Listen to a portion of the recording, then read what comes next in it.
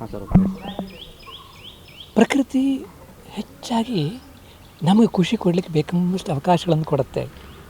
ಜನವರಿ 3ನೇ ತಾರೀಕು ಒಂದು ಸುಸಂದರ್ಭ ಏನಂದರೆ ಹುಣ್ಣಿಮೆ ಒಟ್ಟಿಗೆ ಸೂಪರ್ ಮೂನ್ನಲ್ಲಿ ಚಂದ್ರ 14% ದೊಡ್ಡದಾಗಿ ಸುಮಾರು 25% ಹೆಚ್ಚು ಬೆಳದಿಂಗಳ ಎಂಜಾಯ್ ಮಾಡಲಿಕ್ಕೆ ಬೇಕೆಂಬಷ್ಟು ಅವಕಾಶ ಕೊಡ್ತಾನೆ. 2026ರ ಪ್ರಥಮ ಸೂಪರ್ ಮೂನ್ ಪ್ರಾರಂಭದಲ್ಲೇ ಬಂದುಬಿಟ್ಟಿದೆ. ಇದೇ ದಿವಸ ಈ ಭೂಮಿ ಇದೆಯಲ್ಲ, ಸೂರ್ಯನ ಸುತ್ತುತ್ತಿರುವಂತಹ ಭೂಮಿ ಇದೆಯಲ್ಲ, ಅದರ ದೀರ್ಘವೃತ್ತಾಕಾರದ ಪರಿಧಿಯಲ್ಲಿ 2 ದಿವಸ, ಒಂದು ದಿವಸ ಹತ್ತಿರ, ಒಂದು ದಿವಸ ದೂರದಲ್ಲಿರುತ್ತೆ.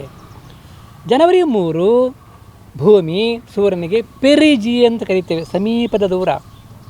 ಸರಾಸರಿ ದೂರ 15 ಕೋಟಿ ಆದರೂ ಜನವರಿ 3ನೇ ತಾರೀಕು 14.7 ಕೋಟಿ ಕಿಲೋಮೀಟರ್ ದೂರದಲ್ಲಿ ಇರ್ತಾನೆ.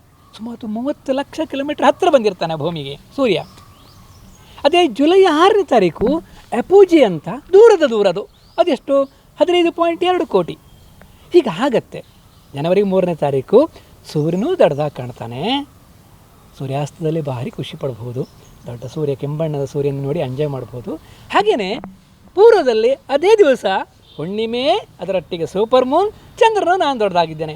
ಇಬ್ಬರು ದೊಡ್ಡದಾಗಿ ಕಾಣುವಂತಹ ಸಂಭ್ರಮದ ಕ್ಷಣ ಜನವರಿ 3ನೇ ತಾರೀಕು ನೋಡಿ ಆನಂದಿಸಬೇಕು.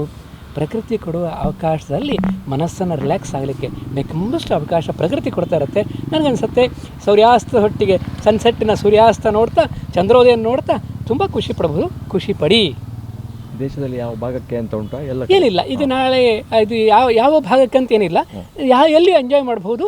ಏನಂದರೆ ನಾವು ನಿಂತು ನೋಡುಗನಿದ್ದಾನಲ್ಲ, ಅವನು ಸ್ವಲ್ಪ ಎತ್ತರದಲ್ಲಿ ನಿಂತು ಎರಡೂ ದಿಗಂತಗಳು, ಪೂರ್ವ ಪಶ್ಚಿಮ ದಿಗಂತಗಳು ಕಾಣುವ ಸ್ಥಳದಲ್ಲಿ ನಿಂತ್ಕೊಂಡ್ರೆ ತುಂಬ ಖುಷಿ ಪಡ್ಬೋದು. ನೋಡಿ ಆನಂದಿಸಬೇಕಷ್ಟೇ. ಪ್ರಕೃತಿಯ ಕೊಟ್ಟ ಅವಕಾಶವನ್ನು ಸದ್ವಿನಿಯೋಗಪಟ್ಟು ನಮ್ಮ ಮನಸ್ಸನ್ನು ಪ್ರಫುಲ್ಲಗೊಳಿಸಬೇಕು, ನಮ್ಮ ಮನಸ್ಸನ್ನು ಕ್ಲೀನ್ ಮಾಡ್ಕೊಳ್ಬೇಕಷ್ಟೇ. ಎಂಜಾಯ್ ಮಾಡಿ. It's a super moon along with ಸೂರ್ಯ ಪೆರೇಜಿಗೆ ಬರುವಂಥ ಅದ್ಭುತ ದಿವಸ ಜನವರಿ 3. ಸೂಪರ್ ಸನ್. ಅದು ಸೂಪರ್ ಸನ್ ಅಂತ ಕರಿಬೋದಾ ಅಂತ ಅನಿಸುತ್ತೆ ನನಗೆ. ನಾವು ಸೂಪರ್ ಸನ್ ಅಂತ ಹೇಳ್ಬೋದು, ಸೂಪರ್ ಸನ್, ಸೂಪರ್ ಮೂನ್ ಎರಡೂ ಹೇಳ್ಬೋದು. ಯಾಕಂದರೆ ಅವನು ಪೆರೇಜಿಗೆ ಬಂದಿರ್ತಾನೆ, ಸೂಪರ್ ಸನ್ ಅಂತ ಹೇಳ್ಬೋದು.